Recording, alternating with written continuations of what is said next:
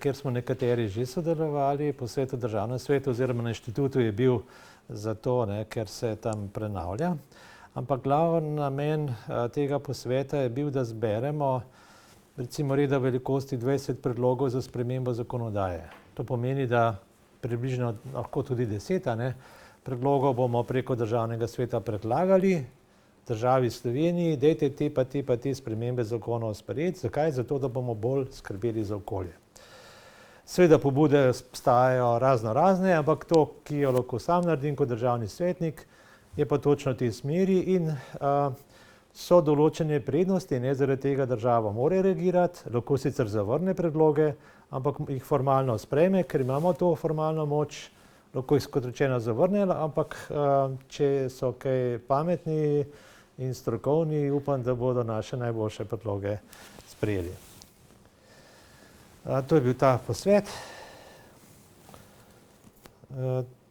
Pred tem je bil posvet o demografiji, tako da se to sklada z obema.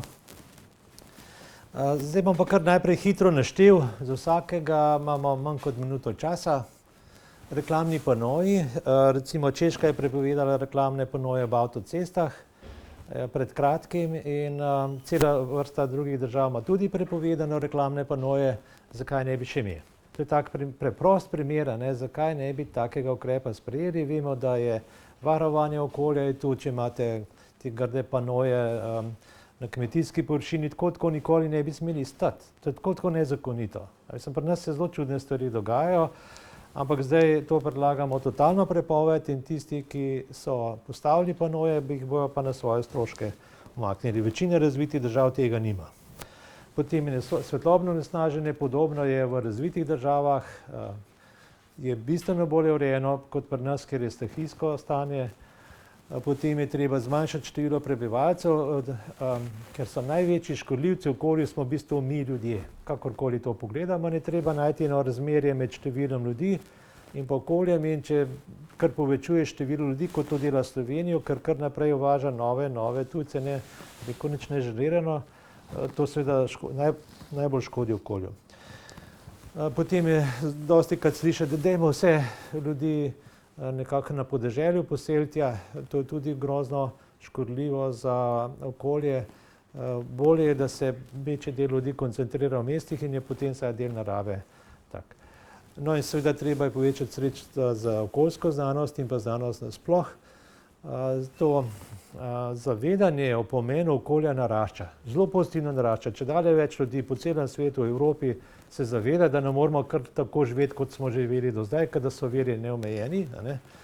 Ampak marsikdaj se pa tudi zaletavamo kakšne nesmiselne zadeve, namesto da bi se posvetili res tistim pomembnim. In zato rabimo znanost.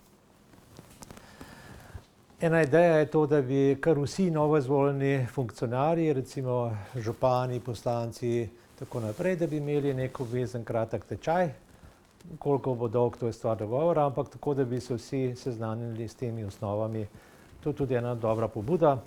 Potem imamo invazivne rastlinske vrste, o katerih bom pozneje govoril, in podobno živalske vrste. Zopet razvite države imajo odvzemanje teh na vse možne načine, mimo lovopusta in tako naprej, pri nas je pa žal to še vedno slabo razumljeno. Alergene rastline v javnem sektorju, včasih ste imeli v vrtcu strupene rastline, danes imate pa še vedno alergene, ker do tja še nismo prišli, te lekcije pa žal še nismo vzeli. No in potem so genetsko spremenjene rastline. Zakaj ne uvesti? Ljudje govorijo, da je to škodljivo, če ješ, da potem dobiš raka in tako naprej, to strokovno ne drži. Pač pa tam, ker je genetsko spremenjena koruza, tam pa ni nobene žuželke več. Zato, ker ima noter strupe v sebi, tako dirigirane, da deluje na žuželke, ne pa na ljudi. Tam ni dokazane škodljivosti. Insekte pač, za insekte je to puščava, ker čim jejo koruzo, umrejo. Če pa ne jejo, potem pa tudi ni nič več jesti. Agresivne živali bi bilo treba na nek način odstranjevati, to najbolj koristi živalim samim. Če je en sam agresiven volk, pa ostalih 100 nekako živi v divjadi, en sam pa kolje živino, tisti povzroča toliko negativnih ukrepov in protestov ljudi, da če bi tistega neagresivnega volka odstranili, bi bilo to najbolj za volkove. Ampak zopet te lekcije še nismo vzeli. Samoskrba za okolje, potem je rodnost oziroma tudi ta problem z rakom. Mi imamo eno največjih incidenc raka v Sloveniji, to se pravi, najverjetneje je to vpliv okolja. Se pravi, naše okolje je, čeprav ima veliko gozdov, je kljub temu relativno nekvalitetno in je treba tu ugotoviti, katere so stvari, ki vplivajo na raka, katere stvari vplivajo na to, da imajo mladi moški po primerjavi s 50 leti, se imajo mladi moški 50% manj semenčic. In potem ljudje rečejo, o super, ja, kako je to super, če si pol moški, če si pol naraven. Ženske vsaka 7. nima otrok. To tudi ni naravno, zdaj kakorkoli gledamo. Se pravi, vse te stvari iz okolja nas nekako hudo uničujejo, ampak ni nobenih raziskav, noben se s tem ne ukvarja. To je nerazumljivo. Nekaj sicer pišejo, predvsem to recimo, da če imate nanodelce v zraku ali pa kaj podobnega, da to zna škoditi. Pišejo pa tudi to recimo, da je plastika škodljiva, kjer je pa škodljivost plastike nič. Recimo za primerjavo. Nekaj, kaj je popolnoma nenevarno, v resnici v današnjih količinah, kot je plastika, se ljudje not zapikujejo, medtem ko da imamo pa očitno pri vodi, pri zraku, imamo pa tiste glavne vire onesnaženja, pa se nič o tem ne govori. Daljna hrana, daljni izdelki.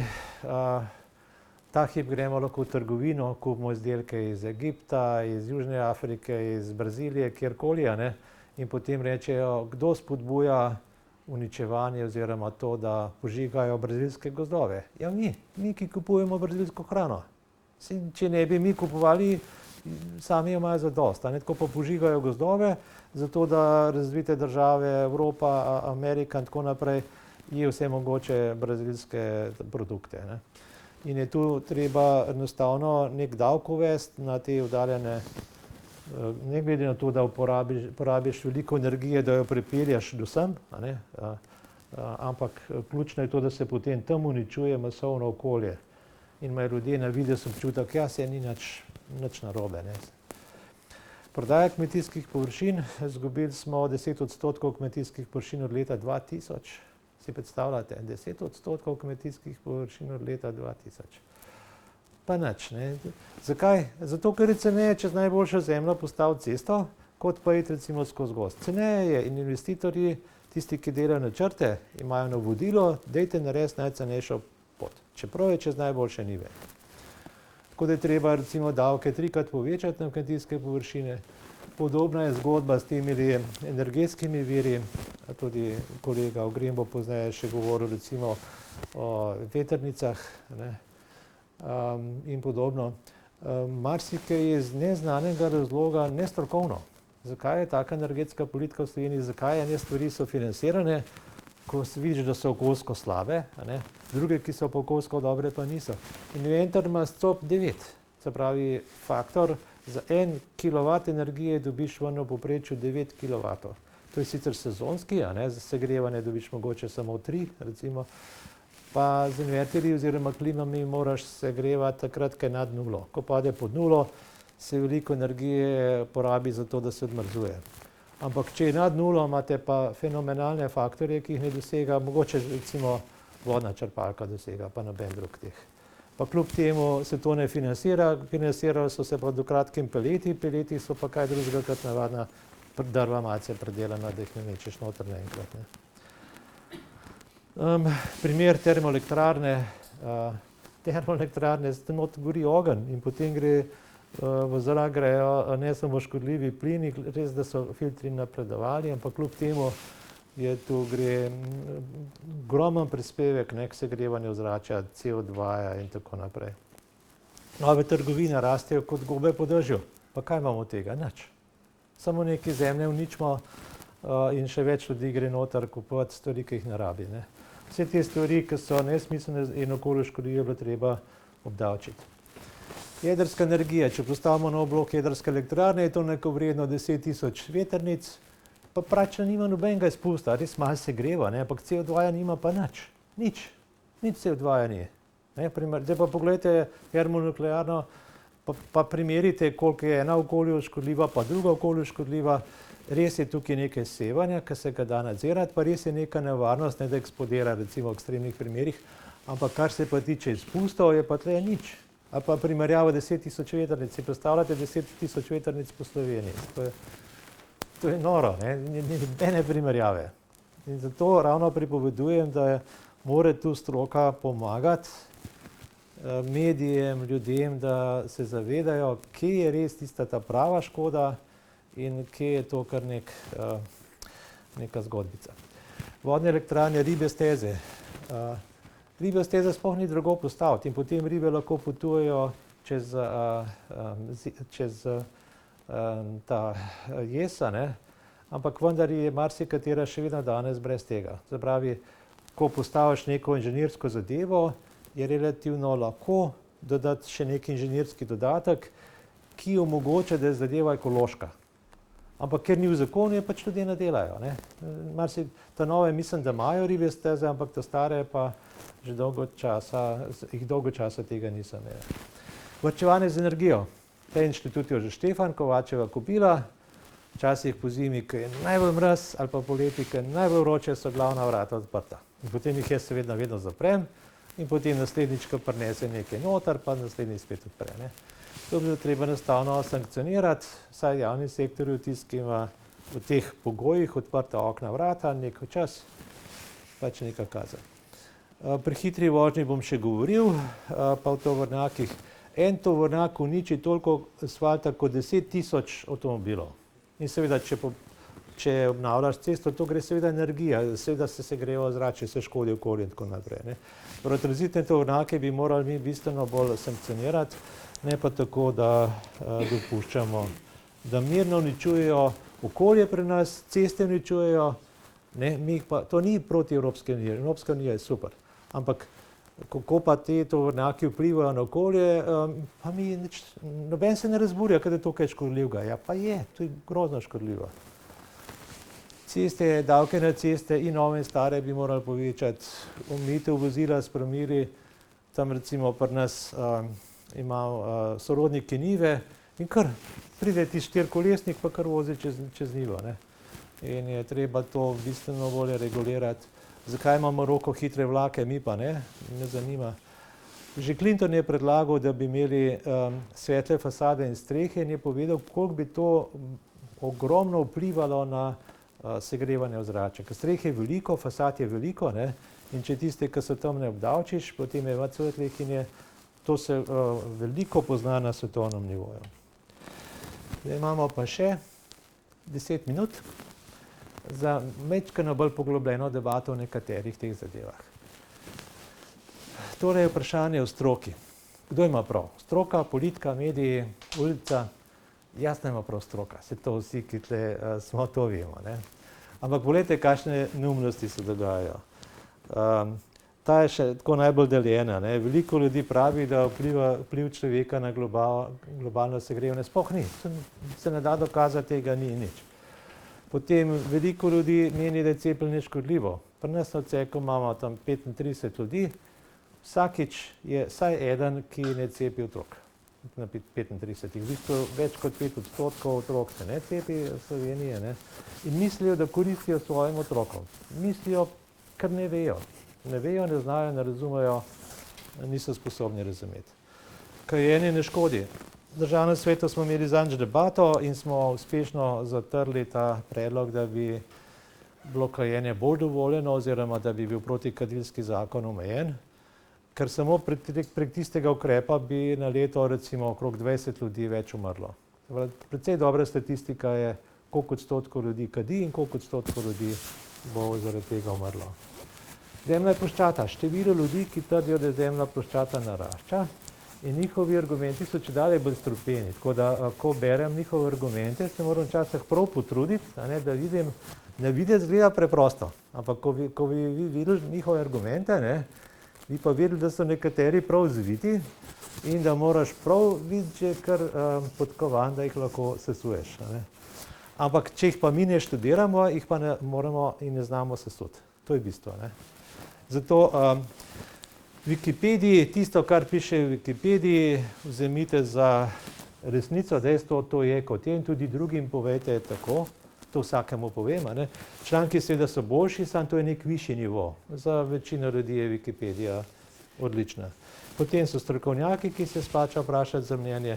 Google je pa zelo dvorezen in ko bom imel predavanje čez nekaj dni o etiki, bom opozoril, da so ti IT tehnološki velikani eni izmed razlogov, ki so najbolj pripeljali do poneumljanja ljudi. Zanimivo, vsi smo desetletja menili, da bo pomagalo, da bo ti IT velikani pomagali, da bo ljudje bolj obsveščeni, ampak v resnici tisti algoritmi, ki jih uporabljajo, pripeljejo do tega, da so ljudje čedalje bolj čudni.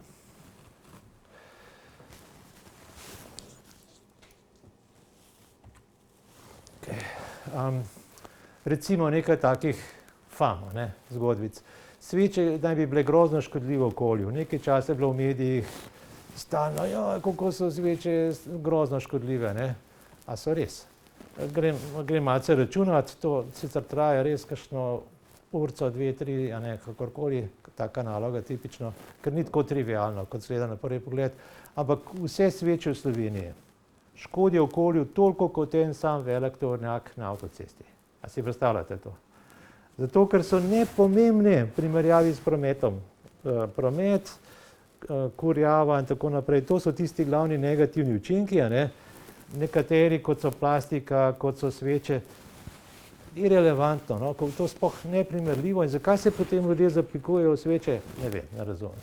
Ampak to je tipičen primer, kako se kar nekaj dogaja in si ti šokiran, ko greš računati, ko skušaš ugotoviti, kaj se dogaja, si šokiran, ko ugotoviš, kaj pa v resnici, in si šokiran, da tega mediji nikjer ne objavijo.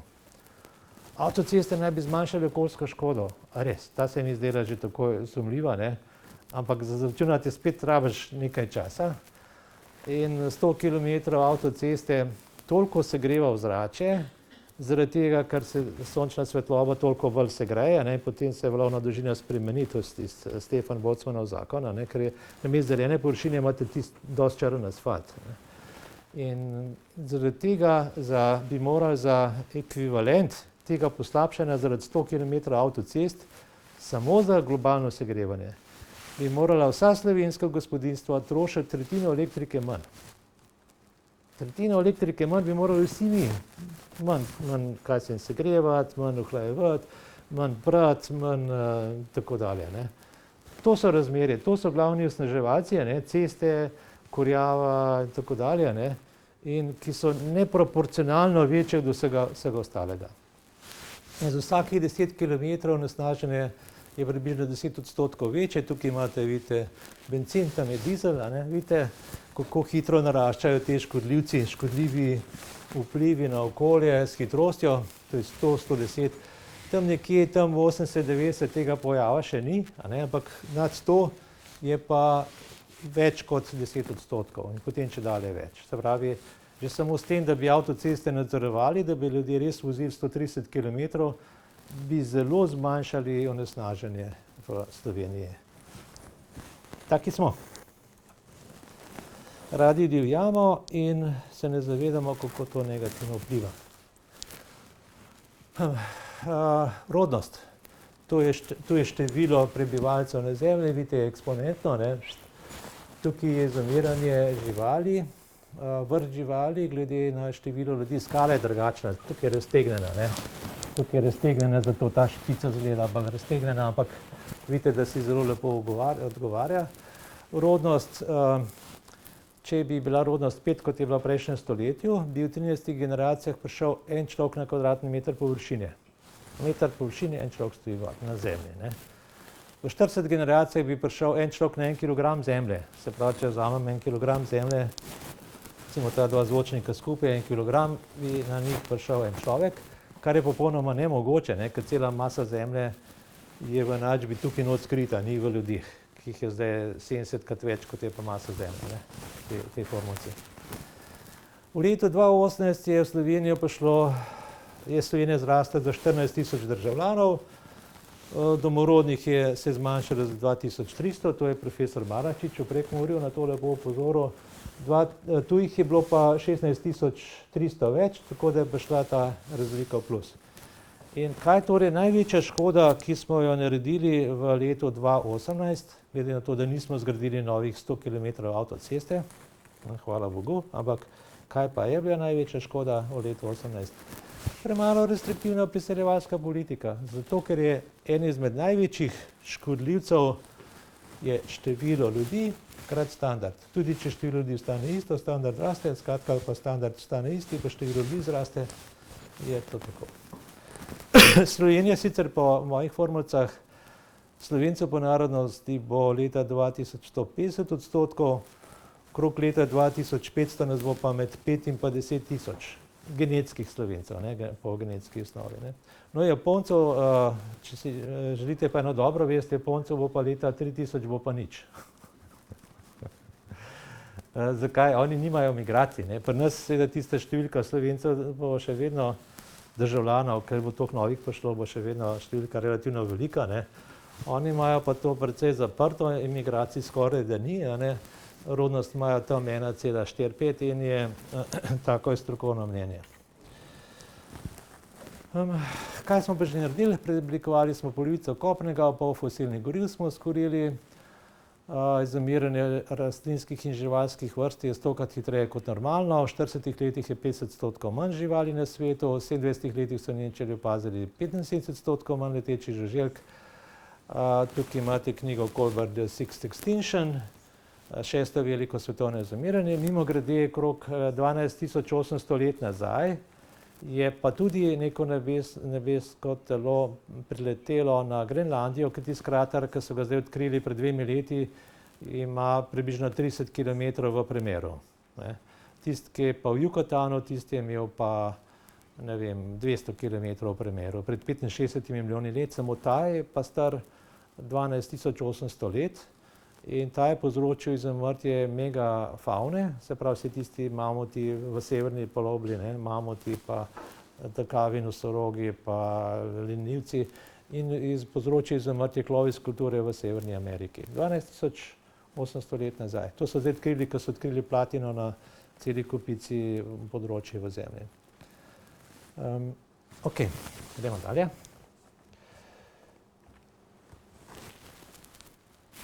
No, to že vsi poznate.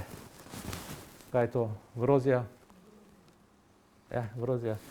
Pol županov ne ve, kaj je to, tako po mojih izkušnjah. Županov, ne rekel občanov, verjetno občanov pa še manj. Tukaj je, kako se je v par desetletjih razširila ambrozija. In masakr, če vi dovolite, da pride noter, te invazivne vrste pridejo noter, s tem povzročate masakr biodiverzitete. Ker če je en izmed pomembnih virov hrane človek, recimo pridejo živali, ki so navajene človeško hrano uporabljati, recimo podgane, in tista podgana, ki je najbolj prilagojena, potem tudi vse domorodne po celem svetu izumirijo. Ker je človek pač ima bolj ali manj iste potrebe po celem svetu, je to en izmed glavnih razlogov. Trik je pa v tem, da lahko to sami popravimo. In ekološko osveščene države same uničujejo ambrozijo, same preganjajo nutrije. Pri nas so pa protesti, ko so hoteli nutrije malce zmanjšati število nutrij, je bil pa takoj vik in krik, da to pa ne smemo, to so pa živalce. Kar je lepo, da je odnos do živih drugih živih biti, samo čim uvedete nutrije, pa nekaj 10 lokalnih vrst glodalcev in podobno, in vodnih živali pa zgine, ki jih spodrinejo. Zatole ambrozijo, vidite, kot tako razširjena se ne morate več uničiti. Lahko pa kosite dvakrat v avgustu, v začetku pa na koncu, lahko sami na svojem vrtu populite in inšpektori bi lahko že kakšno kazen izdali. Zakonodaja je relativno dobra, se pravi, je kazen, če imaš ambrozijo na svojem vrtu, na svojem površini, ampak nobene kazen ni in zaradi tega nobene pazi na to. Enostavno je neverjetno, kako se pri nas slabo skrbi za okolje. Mi mislimo, da dobro skrbimo za okolje, zaletavamo se v sveče na grobovih, pa v plastiko pa tako naprej. Pred nosom imamo pa 100 kilometrov ob cestah te ambrozije in na pol površinah to kosijo, na pol pa ne. No, to smo že videli, kaj se dogaja, rak zaradi okolja. Mimogrede, pred kratkim so zaprli enega turškega strokovnjaka, raziskovalca, ki je objavil, kako je na turški pokrajini, ki je še posebej velika polucija na 15 mesecev, da je tam pa še večja incidenca, še večja pogostnost raka in da je to korelirano. In je zaprt za 15 mesecev. Tako da upam, da ne bojo koga od nas odpeljali, to je sicer šala, ampak vam pa kaže na to, kako ljudje, kako smo še zaostali v pojmovanju, kaj je to pravi odnos do okolja, kaj je ta prava skrb za okolje. V redu, te številke poznate, smo že omenili. To je literatura, osnovna literatura, ki je prva, jaz mislim, ta Peirce je lepo upozoril na to, da people quake, da je ta problem, pa tudi Elon Musk stalno opozarja, da to, kar se dogaja v demografskem smislu, v demografskem smislu imamo dve nevarnosti, da bo ljudi preveč ali pa premalo. Evo, zaključki. Razumevanje pomena okolja raste, kar je super. Ampak zdaj je naloga stroke, da pomaga to zaletavanje v eno, v drugo, tretje, ki je morda dostikrat celo. Včasih se mi zdi, da to za nič delajo, da se ne bi res usmerili na glavne resnične probleme, da zavajajo množico nekateri, vsaj nekateri namenoma.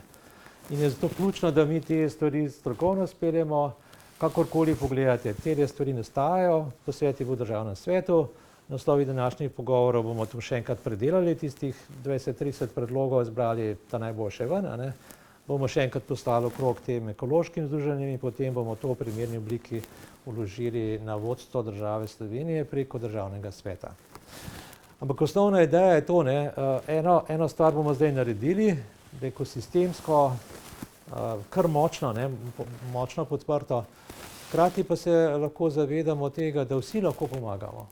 Marsikdo med nami ima nek vrtek, ima kaj drugega, že samo to, da nimate tisto nulo pokošeno travo ali pa ploščice položene posod, da imate nekje tudi neke cvetice, kakšno drevo ali pa karkoli drugega, že na ta način, da imamo tisto biodiverziteto, recimo to je en skromen primer, vsi lahko pomagamo in to je zdaj apel, da pomagamo od globalnega do lokalnega nivoja.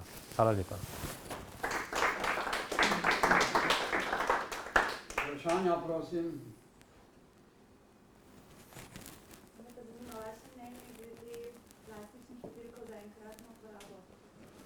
Ja, pri plastiki je tako, plastika načeloma ni koristna okolju. Če si samo predstavljate, da pijete recimo plastiko steklenice, ampak nič ne govorim čez nikogar slabega, mi smo imeli tudi v odseku navado, ko so gostje prišli, pa še zdaj imamo, da prinesemo plastične steklenice, oziroma plastične, kako se temu reče? Plastenke. Da prinesemo plastenke, vodo notri, no pa zdaj pa že dalj časa nagovarjamo tajnice, prosim, prineste vrč vode in pa neke kozarčke, če se da steklene. Se pravi, nepotreben, nič ne profitirate, ne pri kvaliteti vode, ampak samo nekaj malega obremenjujete okolje. Treba se je pa zavedati, da je pa dejanska škodljivost. Se pravi, to je stvar, ki sigurno ni koristna in sigurno ni, ko bi rekel, simbolna, da take stvari potrošniško mečemo stran. Ampak po drugi strani je pa to v primerjavi s tistimi stvari, ki so pa res nevarne, pa res škodljive, je pa številke kazujejo, da je pa to zanemarljivo. Tudi to recimo, da imate mikroplastiko, vsi imamo mi mikroplastiko v sebi. Vi jo imate v sebi, vsi imamo mikroplastiko v sebi, ampak smo daleč do tega, da bi bila kakorkoli škodljiva. Ker plastika, če ni res narobe narejena, je neškodljiva. To je, koliko imeli konček vode več v telesu. Dokler količina ne naraste, to je pa treba paziti. In je treba ločiti za to. Eno je simbolno škodljivo, ki je brezvezna, potrošniško brezvezne metanje stran, eno je pa to, ko dejansko škodi ljudem. Recimo, kot sem že omenil, moški imajo pol manj semenčic. Zakaj? Nihče ne ve točno, ker nihče ni tega raziskal točno zakaj. 30 let so se posmehovali vsem tem raziskavam, se spomnim. In zdaj, ko se to ve, a kdo zdaj to intenzivno raziskuje? V Sloveniji, v svetu, ne bi vedel. Pa vendar to močno vpliva, a so mladi moški naravna bitja ali niso. In današnji moški imajo že toliko verjetno vpliva teh hormonov, ki so v vodi, pa kdo ve kje. To morajo neki hormonski multici delovati. Pa ni rečeno, da na mlade moške delujejo, morda delujejo na njihove matere. Tega še noben ne ve, ampak najbrž je vpliv okolja tak.